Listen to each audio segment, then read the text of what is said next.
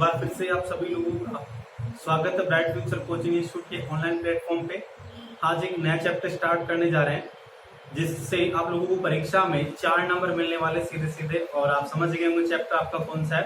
Chapter start करने जा रहे हैं आज अध्याय 18 प्रायिकता ये स्टार्ट करने जा रहे हैं। और यहाँ पे प्रायिकता क्या होती है? कोई भी घटना है, कोई भी घटना अगर वो घट रही है तो उससे संभावित कौन कौन से परिणाम आ सकते हैं, उन सभी का पता लगाने की प्रक्रिया कहूं या फिर कहूं मैं उसको सिद्धांत, क्या कहलाएगी आपकी प्रायिकता। समझ में आ गया? परिभाषा कहीं भी नहीं पूछेगा आप लोगों को बोर्ड एग्जाम में, सीधा सवाल ही पूछेगा आप लोगों को। मैं फिर भी बता रहा हूं, कोई भी घटना घटित होती है तो उसके संभावित या उससे संबंधित जो भी परिणाम आ सकते हैं उनको पता लगाने की प्रक्रिया या सिद्धांत क्या कहलाता है? आपकी प्रायिकता। अब प्रायिकता ज्ञात करने का फॉर्मूला क्या होता है आपका? अनुकूल, जैसे मैं कहूं घटना एक के अनुकूल होने की प्रायिकता, ठीक है। तो यहां पे इसका सूत्र होगा आपका अनुकूल स्थितियां या फिर अनुकूल परिणाम भी आपको दिखाई दे सकता है। और नीचे आएगा आपका कुल स्थितियां या फिर कुल परिणाम। और यहाँ पे एक बात और बता देना चाहता हूं मैं आप लोगों को, कंफ्यूज नहीं हो गए आप। कुल स्थितियों को निशेष स्थितियां भी कहा जाता है। अगर आप परीक्षा में कुल स्थितियां भी लिख देंगे तो भी आपके नंबर नहीं कटेंगे, और अगर आप निशेष स्थितियां लिख देते हैं तब भी आपके नंबर नहीं कटेंगे। क्लियर हो गया? तो यहाँ पे कोष्टक यहाँ पे ए लिख देता हूं। ये है आप लोगों के सामने, मैंने सूत्र लिख दिया है। किसका सूत्र लिखा है समझ में आ गया? घटना ए के अनुकूल होने की प्रायिकता, ठीक है। इसके बाद में मैंने वहां पे लिख दिया है। अब देखो आगे बढ़ते जाते हैं। यहां से पी कोष्टक ए यानी किसको दर्शा रहा है? ए के होने की प्रायिकता, ठीक है। अगर मैं आप लोगों के सामने लिखता हूं पी कोष्टक ए के ऊपर ये बात, ये दर्शा रहा है ए के घटना ए के अनुकूल नहीं होने की प्रायिकता। ये किसको होने को, ये किसको नहीं होने को। घटना ए के अनुकूल नहीं होने की प्रायिकता, ठीक है। फिर इसके बाद में आगे मोस्ट बात और जान लें। इसको ज्ञात करना मैंने आपको सिखा दिया है।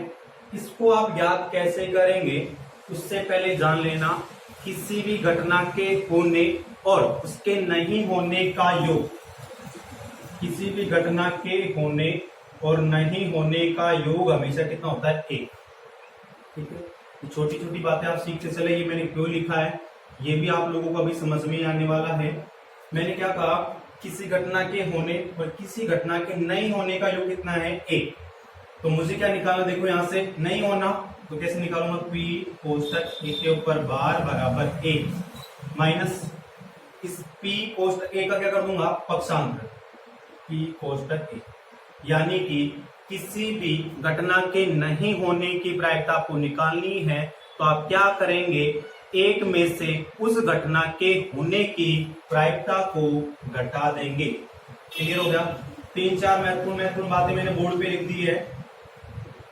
ये फॉर्मूला भी आप लोगों को समझ में आ गया होगा, ठीक है। क्लियर हो गया? कोई दिक्कत किसी को? फिर आगे देखो, मैं कहता हूं असंभावित परिणाम की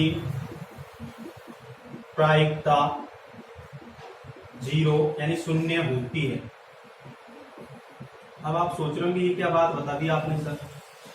तो देखो असंभावित यानी जो संभव ही नहीं हो ऐसा परिणाम। जैसे मैं आपको कहूं कि सूर्य छिपता नहीं है, सूर्य नहीं छिपता क्या, ये तो संभावित ही नहीं है, सॉरी संभावित ही नहीं है कि सूर्य छिपेगा ही नहीं, तो कौन सा हो गया असंभावित। कैसा हो सकता है क्या, नहीं हो सकता, नहीं हो सकता तो उसकी प्रायिकता क्या होगी, सीमा। सुनिए क्लियर है। और प्रायिकता की जो सीमा होती है, प्रायिकता की सीमा कहां से कहां तक होती है, देखो P कोष्टक ए लिख दिया मैंने, 1 के बराबर हो सकती है 1 से छोटी, 0 के बराबर हो सकती है 0 से बड़ी। कहने का मीन्स क्या आ रहा है कि प्रायिकता कहां से कहां तक होगी, 0 से 1 के बीच, 0 से लेकर 1 तक, या तो 0 या फिर 1। क्लियर हो गई, कोई दिक्कत आप लोगों को। चलो इतनी बात समझ में आ गई होगी आप लोगों को, आ गई तो फटाफट से उतार ताकि हम आगे बढ़े।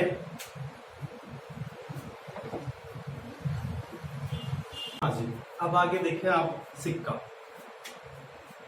सिक्का सभी बच्चे जानते हैं, और सिक्के में क्या क्या परिणाम हो सकते हैं, चित्र यानी हेड और पट यानी टेल। इसकी 3 कंडीशन आप लोगों के सामने होगी, और तीनों कंडीशन किस तरीके से आप बनाने वाले देखना बहुत आसान है।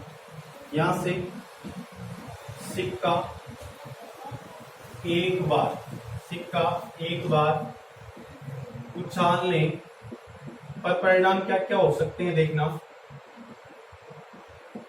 हेड हो सकता है, टेल हो सकता है, यानी कितने होंगे 2।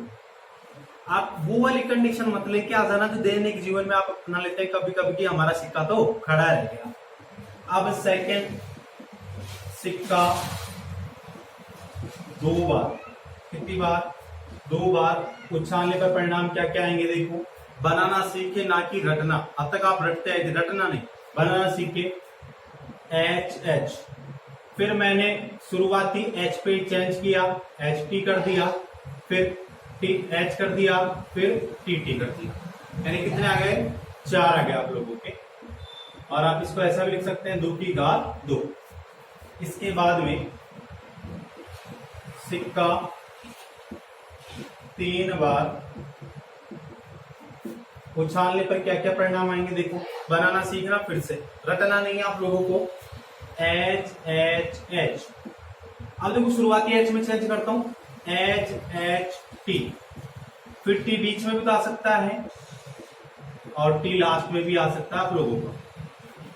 इसी प्रकार T T T, T T H, T H T, और एच टी टी। टोटल परिणाम आ गया आपके 8। इसे लिख सकते हैं 2 की घात 3। क्लियर हो गया। अब इसके बाद में आगे बढ़ते हैं हम और बात करते हैं पासे, पासा। अब पासा तो सभी जानते होंगे आप लोग, है ना। तो यहाँ पे उस पे कितनी संख्या अंकित होती है, 1 2 3 4 5 6, इस तरह की संख्या अंकित होती है। लेकिन कंडीशन, पासा एक बार उछालने पर, कितनी बार, 1 बार उछालने पर। एक बार उछालते हैं तो कितने परिणाम आ सकते हैं देखो, 1 2 3 4 5 6। सेकेंड कंडीशन है पासा 2 बार, कितनी बार, 2 बार। 2 बार उछालेंगे तो देखो कितना आएगा, 6 की घात 2, यानी कितना, 36। ठीक है। अब 36 कैसे बनेंगे, यहां से देखना आप लोग, यहां पे मैं सारणी बना देता हूं, देखो थोड़ा सा बड़ी बना देता हूं। 1,1, 1,2, 1,3, 1,4, 1,5 और 1,6। फिर यहाँ पे 2,1, 2,2, 2,3, 2,4, 2,5 और 2,6। इस तरीके से आप बनाएंगे तो 6,1, 6,2, 6,3, 6,4, 6,5 और 6,6। देखो हर एक लाइन में यहाँ पे परिणाम कितने, 1 2 3 4 5 6, 6 ना, पंक्तियां कितनी होगी, 1 2 3 4 5 6, यानी टोटल कितने आ गए, 36। यहाँ पे 3 बार तो पूछेगा नहीं, फिर भी कुछ बच्चों के माइंड में आ रहा होगा कि 3 बार हो जाए तो क्या होगा, 3 बार। तो क्या कर लेना आप लोगों को, 6 की घात कितना कर लेना है, 3। ठीक है, क्लियर है, कोई दिक्कत, आगे बढ़े। हाँ जी, चलो मैं इसको मिटाता हूँ फिर आगे बढ़ते हैं। इसके बाद आप देखें ताश। देखो ताश, ताश में टोटल पत्ते होंगे आपके 52। कितने होंगे? 52 होंगे। ताश अच्छे से सीख लेना, क्योंकि ताश से संबंधित ज्यादा सवाल देखने को मिलते हैं। 4 नंबर मिल जाएंगे आप लोगों को यहीं से, 1, 2, 3 और 4। ताश होते हैं आपकी 4 प्रकार की। पहला हुक्म, दूसरा चिड़ी, तीसरा पान, फिर ईंट। इन सभी में 13 होते हैं पत्ते। 13, 13, 13 और 13। ठीक है। आगे और बात ध्यान से सुनने वाली क्या है, जानना। इन दोनों को हुक्म को और चिड़ी को क्या कहते हैं आप? काला रंग, काला रंग।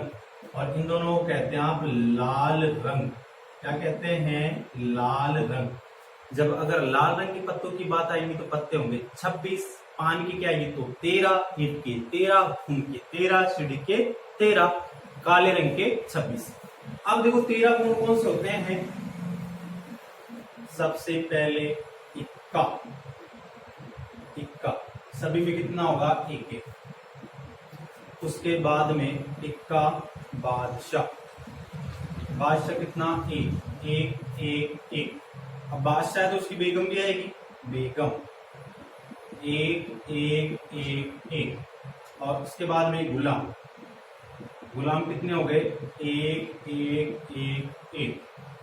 बाकी पत्ते 2 3 4 5 6 7 8 9 10 ऐसे इनमें हो जाएंगे। चलो अब गिनते हैं 1 2 3 4 5 6 7 8 9 10 11 12 13। ठीक है। फिर परीक्षा में अगर आपको पूछता है कि हुक्म का इक्का कितना होगा? 1, लाल पान का 1, काले रंग के 2, लाल रंग के 2। और इक्को की बात करेगा तो अब यहाँ पे इक्को की अगर बात करा तो इक्का कौन सा? उसने नहीं बोला आप लोगों को। तो इक्के कितने होते हैं आपके? 4। तो 4 की बात होगी। तो आप इस तरीके से आप लोग कंफ्यूज नहीं होंगे। थोड़ा सा सवाल को समझेंगे और सीधा क्या ले जाएंगे आप? 4 नंबर ले जाएंगे। उसके बाद में कुछ गेंद के थैले वगैरह आ जाएंगे। गेंद के थैले, जैसे मान लो ये एक थैला है और यहाँ पे भी एक और थैला है। इसमें ये बॉल भरी है इस तरीके से, और यहाँ पे ये लाल है और ये आपकी नीली गेंद है इसमें। और सवाल में कहेगा कि लाल और नीले 2 गेंद वाले थैले हैं, उन दोनों को हिलाकर किसी तीसरे अन्य थैले में डाल दिया तो सारी गेंदें कहाँ जाएगी? तीसरे अन्य थैले। क्लियर हो गया? कोई दिक्कत? ये बेसिक जानकारी आप लोगों को समझ में आ गई। साथ में ही एक बात और बता देना चाहता हूं मैं यहाँ से कि आप लोगों को देखो, सम संख्या, विषम संख्या, भाज्य और अभाज्य, इन सभी के बारे में भी आप लोगों को जानकारी होनी चाहिए। प्राकृत संख्या के बारे में भी आपको जानकारी होनी चाहिए कि कौन सी संख्या होगी। और इन सभी के बारे में मैंने ब्राइट फ्यूचर कोचिंग इंस्टीट्यूट पे जो आपकी पहली क्लास है वो इन्हीं सभी के बारे में है। तो अगर किसी को नहीं पता कि सम, विषम, भाज्य, अभाज्य, प्राकृत संख्याएं क्या होती है तो आप वहां से देख लें। ठीक है। अब इस चैप्टर से संबंधित जितनी बेसिक नॉलेज थी वो मैंने आप लोगों को सारी दे दी। अब करते हैं हम आपकी प्रश्नावली के सवाल। क्लियर हो गया? चलो आगे बढ़ते हैं। ताश में कुछ महत्वपूर्ण बातें हैं। ताश देखो, जब ताश की बात आएगी तो क्या सवाल पूछ सकता है? फेस कह सकता है या फिर चेहरा। अब देखो ताश में कितने पत्तों पर चेहरा होता है तो किन किन में होगा देखना। बेगम में, बादशाह में और आपका गुलाम। और ये टोटल कितने होते हैं? 4 4 और 4। तो इस तरीके से करके टोटल पत्ते कितने हो गए आपके? 12। जो किसके होंगे? फेस वाले, चेहरे वाले, बिना फेस वाले, ये बिना चेहरे वाले। कितने हो जाएंगे आप लोगों के? जब 12 उधर गए 52 में से तो कितने बच गए आप लोगों के पास? 40। क्लियर होगा? चलो आगे बढ़ते हैं। अब अलीफ वर्ष में क्या होगा? 365 दिन, या फिर आप कह सकते हैं 52 सप्ताह पूर्ण प्लस 1 दिन शेष। और लीप वर्ष में क्या होगा, 366 दिन, 52 सप्ताह पूर्ण, 2 दिन शेष। ठीक, क्लियर हो गया। इतनी थ्योरी पढ़ लेना जो मैंने पढ़ाई है, बस 4 नंबर मिल जाएंगे आप लोगों को। और प्रश्नावली मात्र, अगर आप रिवीजन करने बैठेंगे तो मात्र 10 मिनट लगेंगे पूरी प्रश्नावली को करने, ठीक है ना। चलो आगे बढ़ते हैं, सवाल करते हैं आपकी प्रश्नावली की।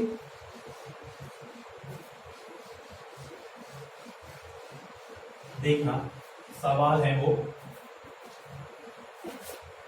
है आपका पहला, एक पासे को फेंकने पर 4 से बड़ा अंक आने की प्रायिकता ज्ञात कीजिए। ठीक है, तो यहाँ पे तरीका वो थोड़ा ढंग से देखना है आप लोगों को। ऐसा नहीं सीधे सीधे सवाल कर दिया और आंसर एक लाइन में लिख देने से आपको 4 नंबर मिल जाएंगे। लिखने का भी तरीका होगा, फेंकने पर 4 से बड़ा अंक आने की प्रायिकता ज्ञात कीजिए। अब देखो किस तरीके से आप इसको सॉल्व करने वाले हैं। तो यहां पे पासे के बारे में बात हो गई, सॉल्व कर रहे हैं। पासे को एक बार फेंकने पर कुल परिणाम कितने आएंगे भाई, बताओ आप जरा। 1 2 3 4 5 6, कितने आ गए, 6 आ गए। फिर पासे में 4 से बड़ा अंक होने की या होने के अनुकूल परिणाम बताओ। 4 से बड़ा कौन कौन सा हो सकता है, 5 और 6, 2 ही हो सकते हैं ना। तो यहां लिखेंगे 2 और ये 5 और 6, क्लियर हो गया। फिर आगे पासे को फेंकने पर 4 से बड़ा अंक होने की प्रायिकता का सूत्र क्या बताया था मैंने आप लोगों को, कुल टोटल जो परिणाम कहां होगा, हमेशा नीचे, कहां होगा, नीचे। यहां पे कुल परिणाम और यहां लिखूंगा अनुकूल परिणाम। तो देखो कुल तो कितने हैं आप लोगों के 6 और अनुकूल कितने हैं 2, कट के कितना आ जाएगा 1/3। ये क्या होगा आपका आंसर, क्लियर हो गया, कोई दिक्कत। चलो सेकंड सवाल की ओर बढ़ते हैं। लिखने का तरीका आप लोगों को समझ में आ गया होगा। अब मैं ये लिखना आपको मैंने सिखा दिया है, आगे सवालों में आप लिखेंगे, मैं थोड़ा डायरेक्ट बताने की कोशिश करूंगा। एक सिक्के को 2 बार उछाला जाता है, 2 बार, यानी टोटल परिणाम कितने आ गए भाई 4। तो आप लिखेंगे, सॉल्व कर रहा हूं डायरेक्ट ही मैं, सिक्के को 2 बार उछालने